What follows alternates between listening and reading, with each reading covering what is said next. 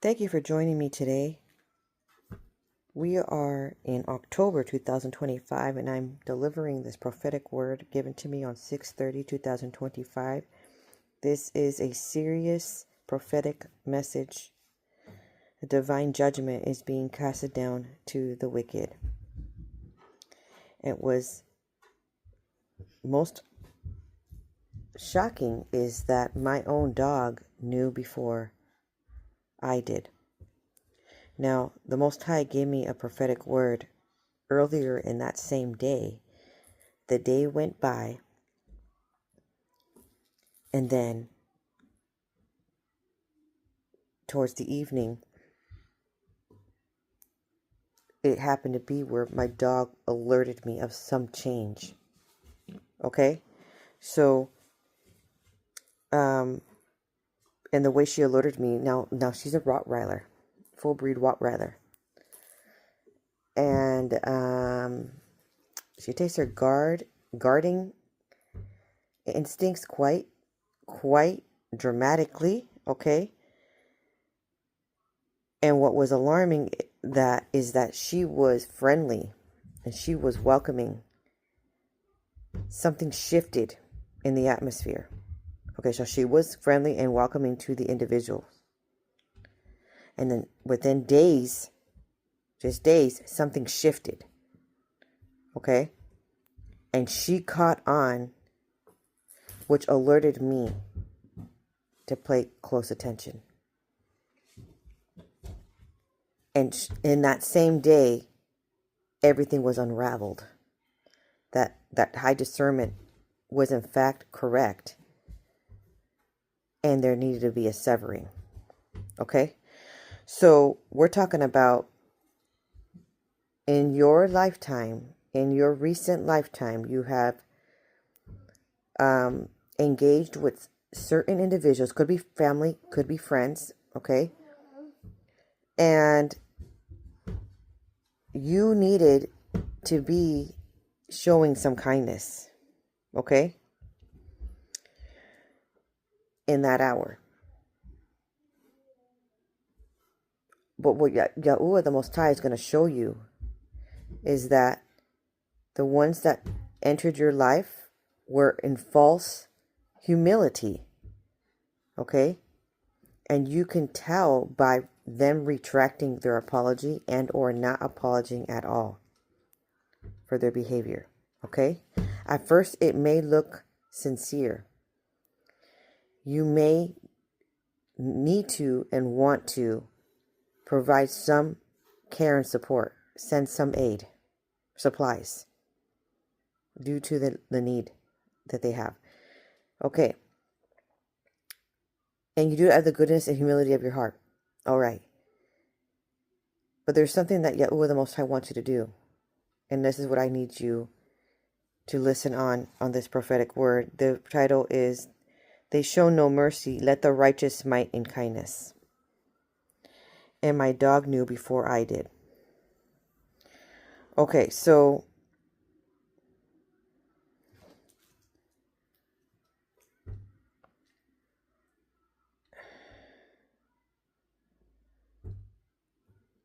on 6/30/2025, Yahuwah says, Shala Shala Balak.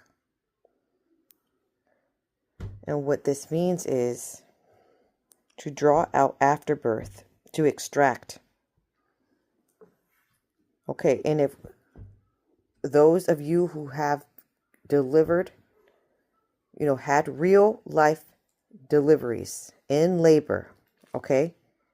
It was giving a certain visual and a certain physical representation of how painful this is, okay? And surely it has been. He's given an example of you delivering a baby. And after that, after the baby, the womb needs to be delivered, right? Like the placenta. And that almost feels like another baby being birthed. It's like incredibly painful. All right. So something is being birthed in this hour. Okay, and it has a lot to do with deliverance from your enemies. So a divine judgment is being delivered in this hour. Okay. And what I wrote down here in the notes is during that time, after unveiling the aftermath of the backstabbing and the relentless non-mercy, and the correct discernment that my rottie had expressed. Okay. And the heartache of the non-genuine apology, non-genuine unity. Okay. I did experience quite a bit of heart pain, quite a bit of pain in my body, which I did get shingles during that time. And I don't know if you've ever had shingles, but it's very, very extremely painful. And it's not just the rash, it's the aftermath pain that comes on with it. Okay, so it's all evolved after going to a park and enjoying some time. And I see this dog, this dream dog that I've always wanted, right? It's a Bernese mountain dog. I don't know if you know what that is. I'll put a picture up here. And I've always wanted this dog, but we happened to see a guy walking his dog. It was a massive dog, and he was so cute. And we were leaving, and this man turned the corner with the dog again. I'm like, I really want to go say hi to that dog. Anyway, he's halfway down the street, and I'm just like, excuse me. And I run over there, like a little girl, okay? Like a little child, okay? And I run after the dog. It's not a puppy. It's an adult dog now. I'm like, can I say hi to your puppy? And this man speaks a different language, but I was pointing to the dog, doing some hand signals, and so he kind of understood that I wanted to see his dog. Once we got close, I realized he speaks a different language, right, other than English. And he let us pet his dog for a while, and it was just like the most, it just brought so much joy. And I was like, wow, this is so amazing. And the thing is, I had my heart set on getting this dog, and I was noticing that they were for sale on this other site like a week before. And so when I saw one in real life, that's what kind of initiated this like, escapade to go run after the puppy dog, right? And so I took a picture of him, and I went to go so I could show my husband like an adult size in real life what it looks like, and then research the personality. And so I've already been telling my husband I want to have this dog, but it's kind of expensive, right? And so at first my husband was like, no, it's kind of expensive. But during that time we had gotten some surprise funding that just was deposited into our bank account. And so it kind of allowed for this wonderful opportunity, And so to get this dog, and so I was telling this individual, I want to get this dog. At the park, I said that. And then afterwards, when we entered the house, upon entering, my other dog then alerted of her guard dog instincts, and she was barking at that individual kind of ferociously. But of course she was behind, a gated fence, right? So, but she looked really angry, like almost like she's encountered an enemy. And I'm like, what happened here? Just the other day, this person was here. And she did not react that way at all. And then another day, there was another encounter prior, like a week prior to that. So this all happened within a month. The beginning of June to the end of June. Anyway. Hi, Mama. So that's why it was so unusual. I was like, something shifted because that was weird. And so we just started sharing how, look, there has been some thought into this, getting this pet, this new family member, and giving me a companion for my other dog, but wanting to get this treasure. Then I talked to my son. Okay, I talked to my son, and I told him about this dog, and I showed him a picture. He's like all stunned and shocked, and he's stating, I just had a dream that I had that dog. And you're going to think, oh, it's just a dream of a cute boy, little boy. But my sons are prophetic, have a prophetic gift, though. So instantly I realized that this is not just some, fluke desire that I would like to have. This is something that is going to actually happen. Okay? So we start talking about, oh, this is the dog. And I start sharing photos with that individual. That's when things took a turn. This is when you can tell that the enemy is at your gate. Okay? When all of a sudden they start retaliating for something as silly as you getting a present. All of a sudden they're not happy for you. Okay, this is a channel where we're learning how to discern in the spirit, and it's manifesting in our real lives. See scenarios, how we ascend. Okay, they manifest in real life scenarios. So we need to use high discernment and realize that in order to ascend, in order to ascend, sometimes we can't take everybody with us to our next chapter in our lives. Okay? And a key factor is, are they happy when something wonderful happens to you? Or are they literally bashing you and making all kinds of excuses why you don't deserve it?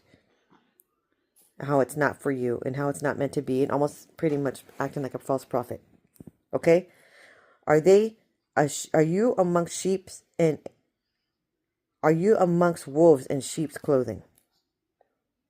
And you're just like, what is this? This is just about a puppy dog. No, it goes beyond. And my prior prophetic words about judgment striking has a lot to do with certain people having their last chance. And a lot of people think they don't know that it was their last chance. Because these scenarios in our lives are coming at us like regular scenarios. There's like no red light in front of us. There's nothing, they're not listening to prophetic word. They're not realizing, and you may be the one, you're not realizing that encounter right there was your test to smite them with kindness. Okay? Because you could have been bitter afterwards, after the whole aftermath. You could have been, but you weren't. And that's how you passed your test. All right? So let's continue on with the prophetic word. Shala, Shala 2, means to draw out or extract. Okay. It has a feminine noun, derivative of shilya, meaning afterbirth. Deuteronomy 28:57. Okay.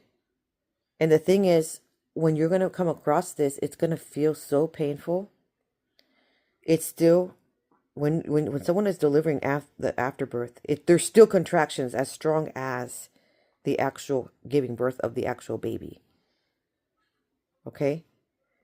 It hurts very much in the sense that your heart is breaking for that person or those individuals. It's like, I'll explain further on. Okay. It also means to send Okay? And it means to move to a goal and abandon. So the goal was to deliver the kindness, okay? The acts of kindness towards those individuals. And then you do not continue that relationship with, okay? And you would understand who it is if it was once an enemy for you. Okay? Because some people are coming into your back, trying to get back into your life. But not every single person has sincere heart to it, to that return. Okay? Ecclesiastes 11:1, send your grain overseas, for after many days you will get a return. During that time, there was some repercussions of us interacting with the individuals. Yahuwah mentioned something along the lines of, don't allow them back in your house just yet. And that was at the beginning of the month.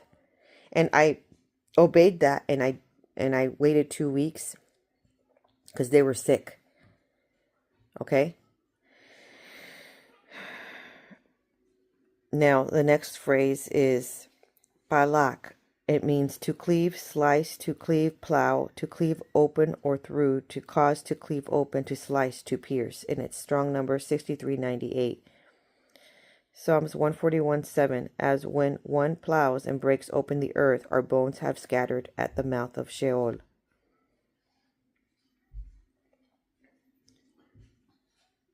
Okay, so this is the commentary to that. Our bones are scattered at the grave's mouth, into which they were not suffered to be put, but laid unburied, or from whence they were dug up, and they lay scattered about, which is to be understood of such of David's friends as fell into the hands of King Saul and his men, and were slain. I want to stop right there to elaborate further. What's going on is, who once were your friends, okay? Suddenly, they had switched sides and chose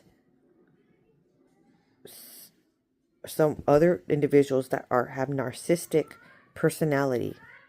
Okay? King Saul represents a narcissistic personality. And they retracted their apology, okay? And started doing the blame game and the slander all over again to your name. There was a switcheroo when something great and grand was happening to you, just like something great and grand was happening to David. Okay? Suddenly, King Saul didn't like him anymore. Okay? Because he was getting a lot of attention, a lot of favor from the Most High. And all of a sudden, King Saul was like, who once needed him to slay that Goliath, who once needed him to slay that bear and that lion. Okay? Who once needed him to take other troops out, who once needed him even with his calming music that he praised Yahuwah with his wonderful instruments, okay? All of a sudden, King Saul was like, okay, everybody likes him now. Everybody adores him. Even the Most High favors him, and he is the one in line for my throne. Never mind now, I don't like him. And he went after him. Something along the lines happened in your life as of mine. And instead of then the friends of David sticking with David, they turned their backs. So these would be the individuals that turned their backs on David, on you, and suddenly just flipped a switch. So you could tell that their friendship was not genuine. Okay? Now let's continue on where it says, perhaps it may refer to the 75 priests and the inhabitants of Nob, slain by the order of Saul. 1 Samuel 22:18, 1 Samuel 22:19. To be expressive of the danger David and his men were in, and their sense of it, who looked upon themselves like dry bones, hopeless and helpless, and had the sentence of death in themselves, and were as it were at the mouth of the grave, on the brink of ruin, as one cutteth and cleaveth wood upon the earth. And the chips fly here and there, and are disregarded. Such was their case, or as men cut and cleave the earth with the plow, and it is torn up by it, and falls on each side of it. So are we persecuted, afflicted, and distressed by our enemies, and have no mercy shown us. As a man that cuts. So what's going on is the individual that they were trying to please also showed no mercy towards them, also showed mercy towards David, okay? And we're trying to take them out, everybody, okay? And instead of defending your name and not continuing to slander your name, they just continued. They apologized, but then they retracted their apology and said, actually, I'm going to believe all those other lies that they all said about you to ruin your reputation all the more, because you just got something wonderful, or you're getting something wonderful to happen in your life, and wonderful things are happening to you. And the spirit of jealousy and envy, Sabalat and Tobias, took over. That was the other prophetic word. Okay, so that goes along with this one. As a man that cuts and cleaves,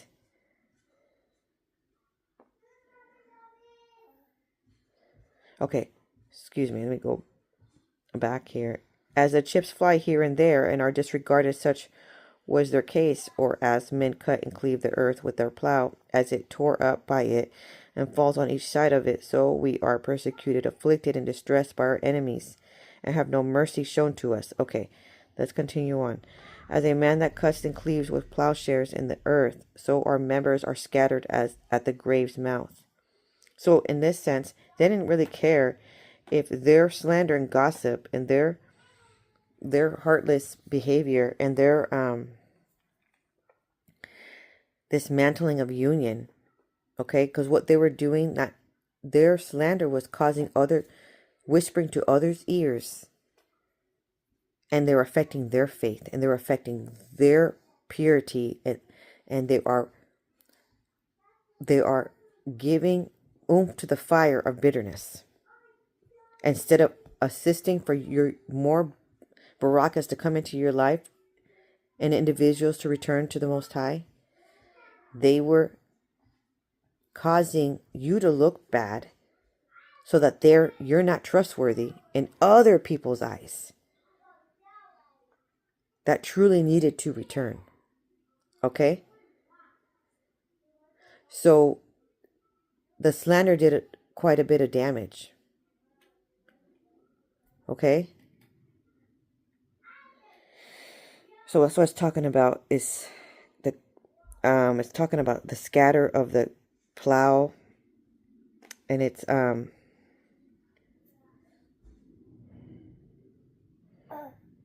let the righteous smite me in kindness and reprove me.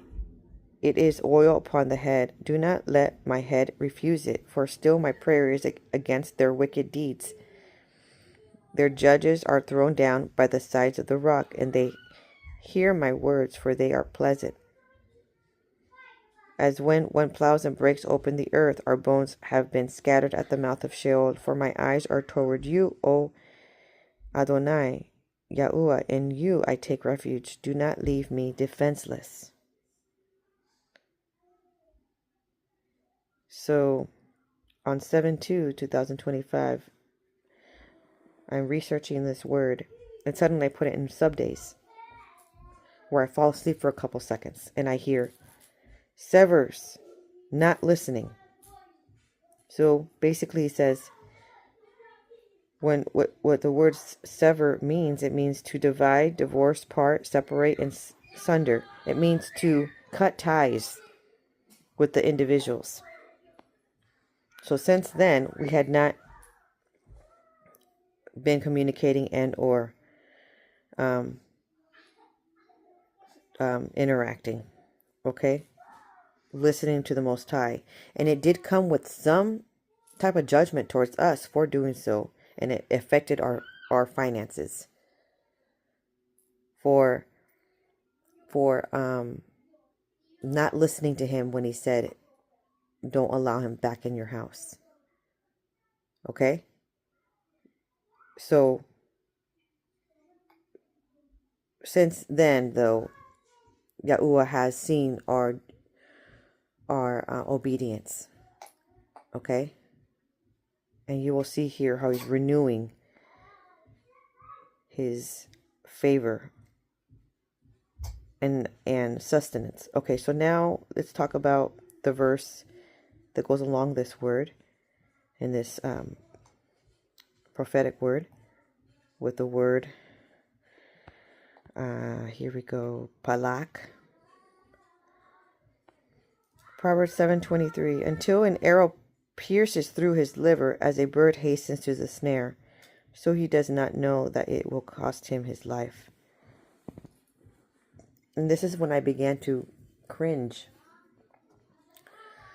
and understand what Yahuwah the Most High was doing. That interaction and that chance right there, okay, was purposeful interaction, because what initiated that interaction was randomly running into the individual at the store.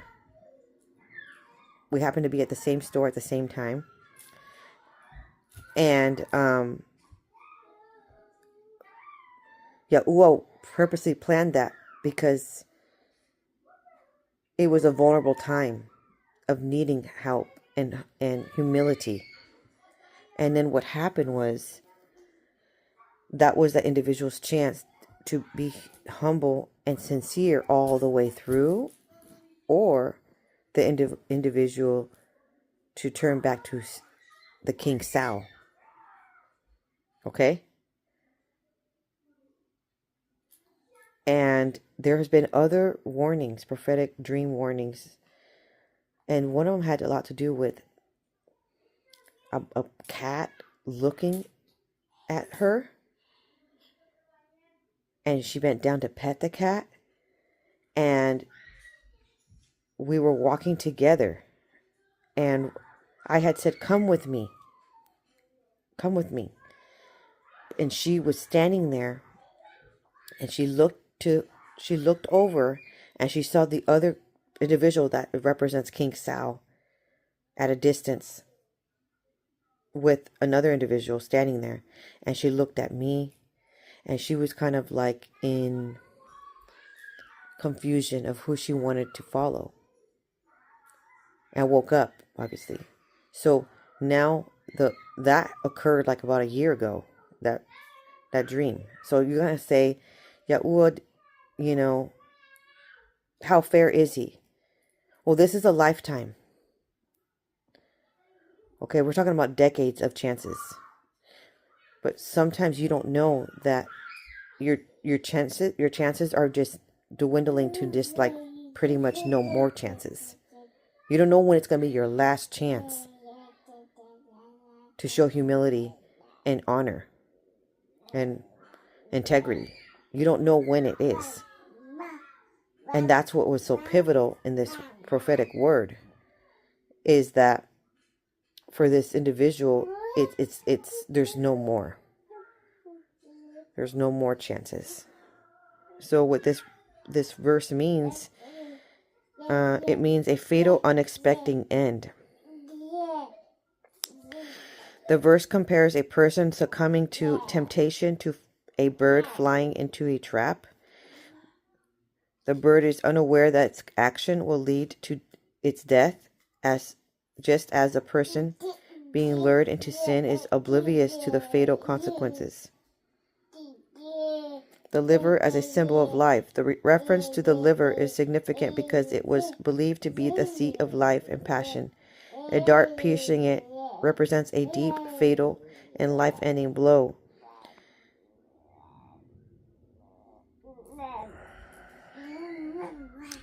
A warning against temptation is part of a larger warning in Proverbs 7 about the dangers of sexual immorality and straying from Yahuwah's path. It illustrates the yielding to temptation without wisdom or discernment can lead to ruin. So on 6/30/2025, I received a vision as well. And I saw this exact individual in a hospital gown. Okay? And I believe she was speaking to her one of her offspring in the dream or in the vision. And so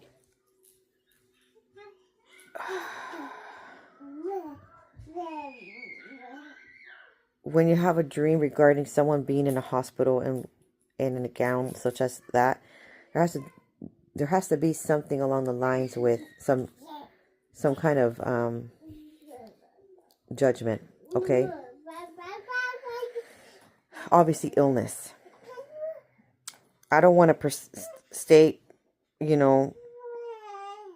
it's going to be the liver, just as it's talking about liver in this verse, but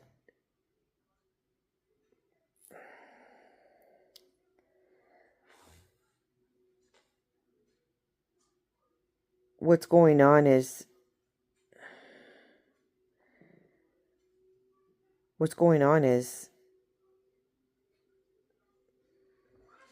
the individual is trying to poorly influence and manipulate, okay, other people's opinions of the anointed one, okay?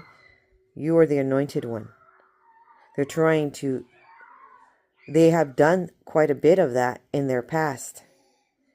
And there was some redemption, been given, okay? They have poorly influenced their opinions of you. And it was going on for decades. And so this opportunity was to smite with kindness to those that show no mercy.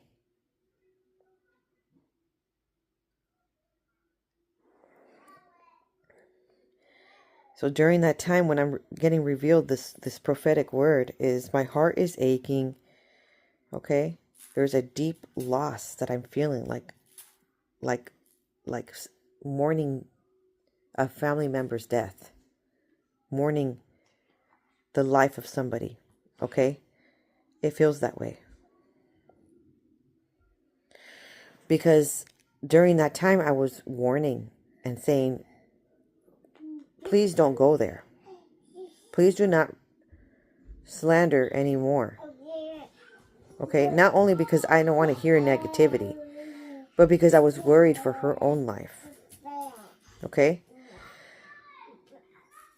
Because I knew the damage that she was causing the prodigals.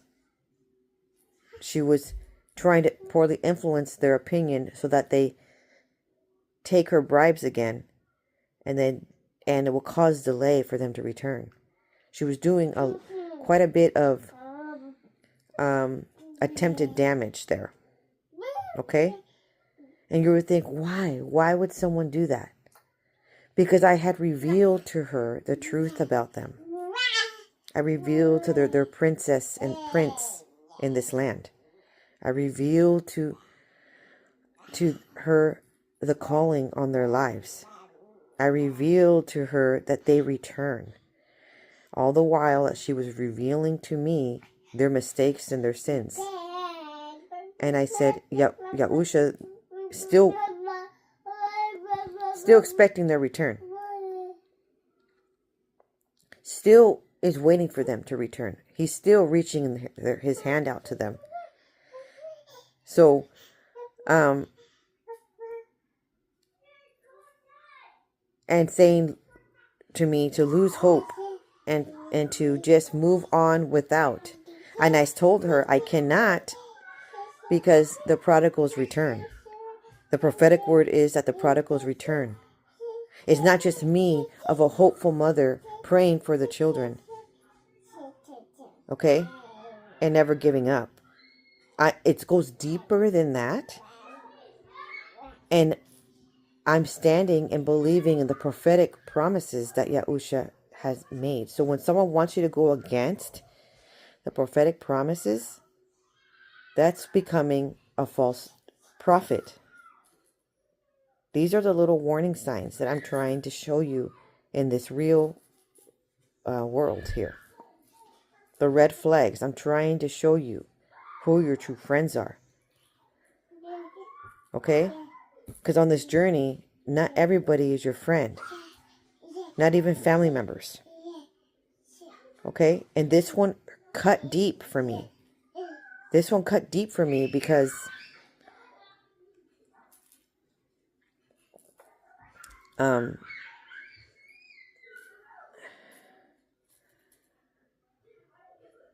it's somebody that, you know, I grew up with. Okay, so then suddenly I hear ha, really long. Ha. Okay? It almost felt like pain with that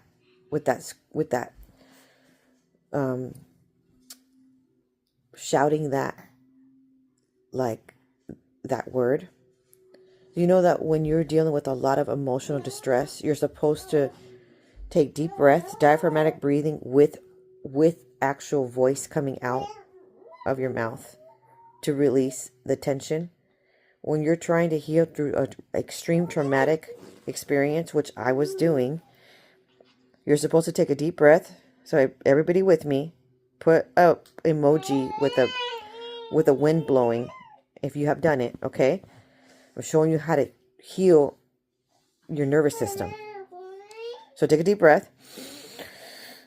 And then when you blow it out, don't just blow it out with your air blowing on your lips this time. Actually make the sound. Make a sound. Because your vocal cords are going to vibrate internally into your body and heal internally. You need to experience the pain, in other words. Not in the same way as feeling the trauma all over again, but in a different way that's is controlled and like a healthier version, in order to not go into panic mode, your body going into severe trauma. You have to let it out. You can't just stuff it and stuff, because this news that I'm telling you is quite harsh. It's quite harsh because it's saying a bird went into a trap and they didn't know, were oblivious of the fatality of it. Is using the word fatal. Okay? So that's why I'm telling you. I'm trying to warn you ahead of time. And you will see. You will see who they were. Because it's coming. Okay, so here we go. Let's try it again. Take a deep breath. Let the air go through your nostrils so you feel it. And then blow out, okay? And go with a noise.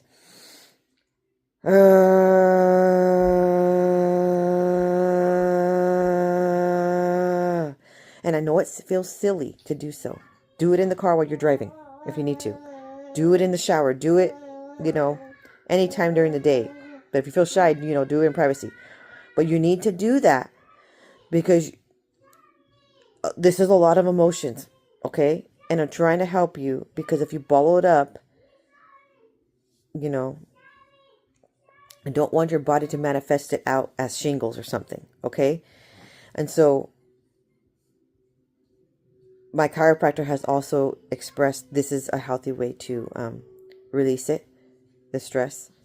I've seen other videos of how to heal the nervous system, and you have to use your vocal cords. And that's why people cry when they feel turmoil, when they feel sadness, and somehow tears are not coming out. It's like your body still wants to hold it. You're trying to act tough. And right now he's saying you don't need to act tough. And he's expressing how you're supposed to release it. Okay? And you can release it in a healthy way. Now that's strong number 1929. And it means aha. It means an expression of grief. Sometimes it could be an expression of joy. Okay? But That's but this is ha, H-A-H-H. So this is be an expression of grief. And that's exactly what I felt. That's exactly what I was feeling for these months since June 30th. Okay. Ezekiel 32 functions of an exclamatory lament. It conveys sudden grief, dread, and urgent concern, setting the emotional tone for prophetic judgment or personal calamity. Ezekiel 32, sons of man, prophesy and say, thus says Yahuwah Adonai, how ye woe worth the day. This is the Benson commentary of that verse. The prophet addresses the inhabitants of Egypt. Woe worth the day. Ah, the day, alas, what sad times are approaching. Even the day of the Yahuwah, the time of Adonai's vengeance, wherein he will manifest his sore displeasure against Egypt and its allies. A cloudy day, a day that shall be dismal with calamities. Times of trouble have often this appellation. It shall be the time of the heathen, wherein they shall be punished. Great pain shall be upon Ethiopia, great troubles and distress, when the slain shall fall in Egypt by the sword of the Chaldeans. And they shall take away her multitude, shall carry multitudes of them captive to Babylon, and her foundation shall be broken down, and her strong forts, citadels, or her government laws, and all the supports and defenses of her commonwealth. This individual had been going through quite some calamities already, that you would think it would be their pitfall, their hitting rock bottom, but apparently it was not. They had lots of warnings, okay? They had lots of hints. They had lots of literal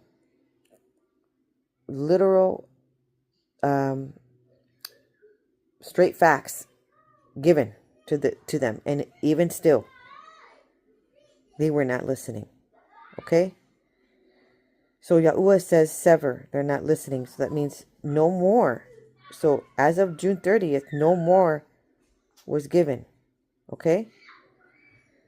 Besides that, they had opened the door to serving other deities and New Age religions. Okay? New Age customs, New Age rituals. And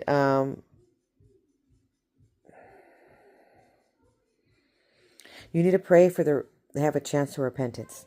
That is key in this hour. Because if it's coming suddenly, sometimes there's no time to repent.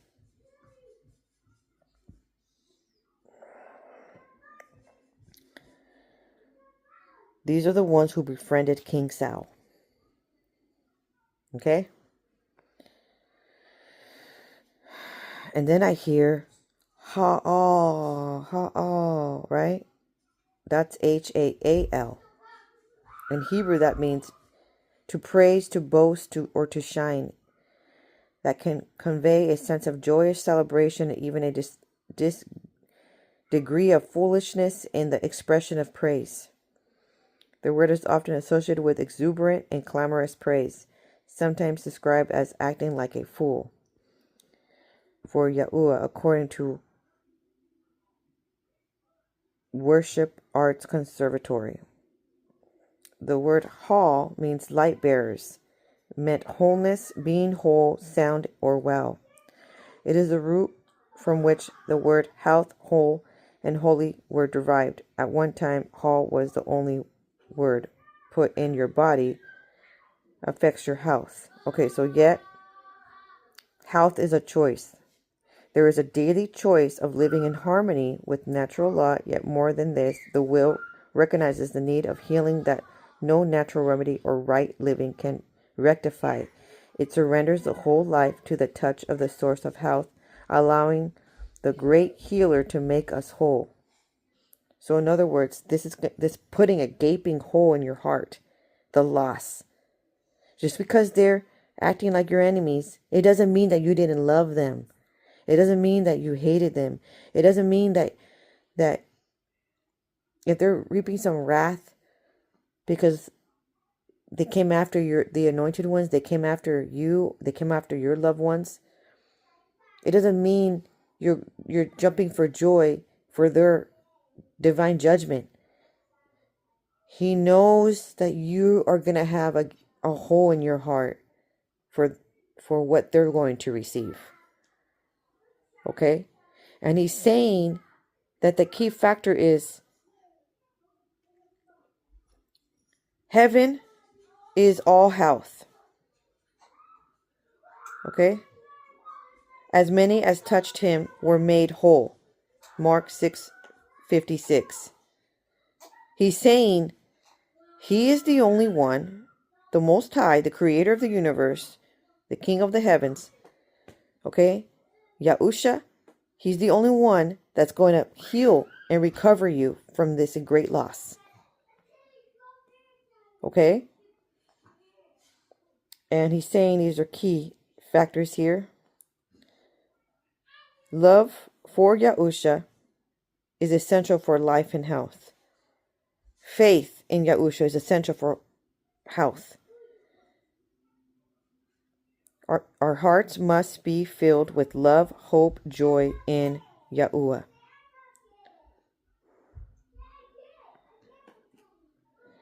So Yahusha's asking you today, wilt thou be made whole? John 5:6. Light bearers. So if you have the light of Yahuwah within you, okay, you have to let the light in by letting love in, letting joy back in. You're like, how can I have joy if there's going to be loss? How can I have love and light if we're going to experience loss? Because you are in the land of the living. And there's other people around you that still need you to be alive. There's other people around you that are still alive. Okay? And you cannot be walking around like inside dead, but you're alive because of the sadness or because of the loss or because of the grief. Okay? And so the joy of Yahusha is our strength.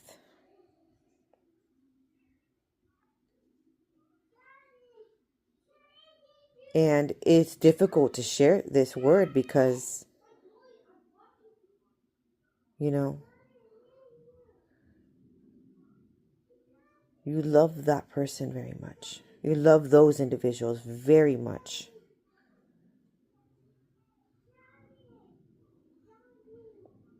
And you're sad for them because it was their last test and they failed. But he's saying he's going to make you whole. So then he says, shh, be quiet, don't say a word. So up until now, I have not said a word to that individual. Okay?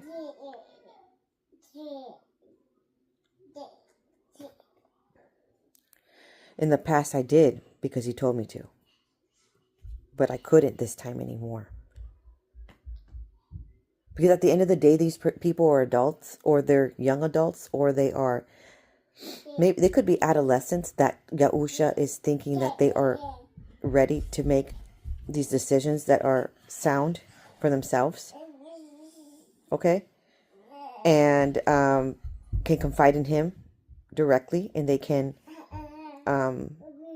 they're being handled like an adult. Okay? So you need to understand that no more warning. Okay? During that time, I could also feel my jaw. I probably was clenching my teeth or something at night or something. Like I could physically feel a separation. I physically feel the heartache and the grief behind it, that my body is experiencing these physical heartaches, physical achiness of, usually people clench their teeth of unresolved trauma or an unresolved sadness when they deal with TMJ issues. Okay, I recommend getting a mouth guard and seeing a chiropractor for that knows how to deal with that. And I recommend continually doing that breathing with a as you blow out the air, deep breaths, not short breaths. Okay, I recommend experiencing joy and being in joy and praise. What he's saying, like foolishness and praise, like being so exuberant of your praise that it's like, it's causing a lot of joy to enter your body. And you're like, I'm not saying don't grieve, but while you're grieving, input the joy in so you can survive. Okay? Then he says, Ayin Yasoma, which means divine alignment, the eye of Yahuwah, the hand of Yahuwah, body in wholeness, whole body wholeness.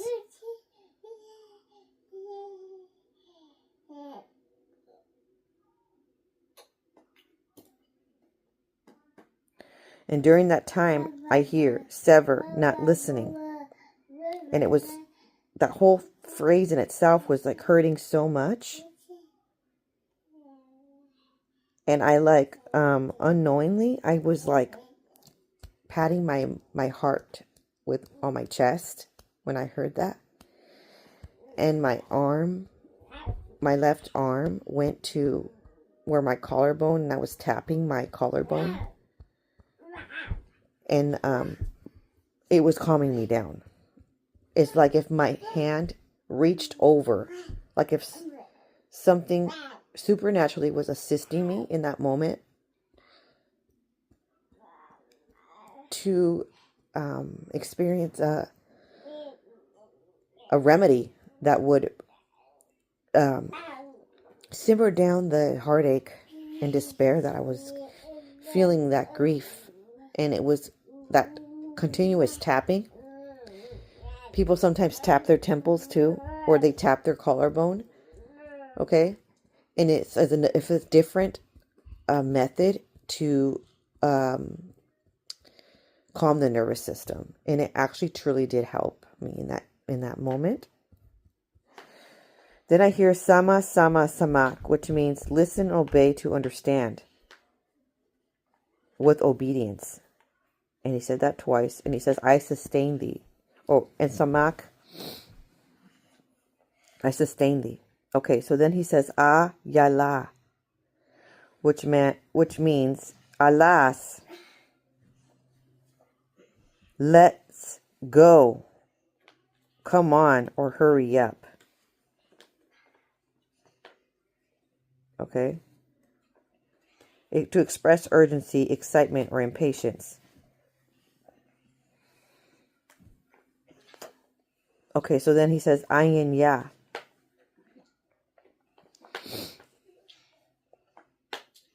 Divine alignment, hand of Yahuwah. Then he says, Allah, to ascend. And then he says, do in the sub days, well, I put in the sleep, for 2 seconds or so. I hear, do I get mar? And I,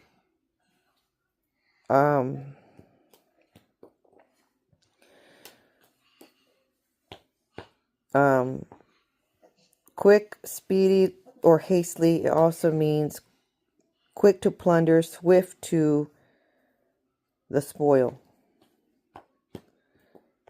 The word is spelled M-A-H-E-R. So in other words, there is this judgment, this divine judgment is going to come quickly. Okay? It's not going to take forever for these individuals to receive judgments.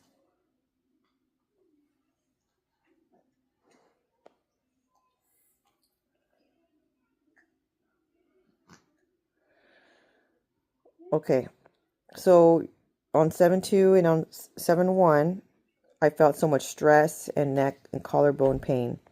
And usually when people feel that pain around their neck and collarbone and their chest feels tight, it means you have not been doing deep breathing.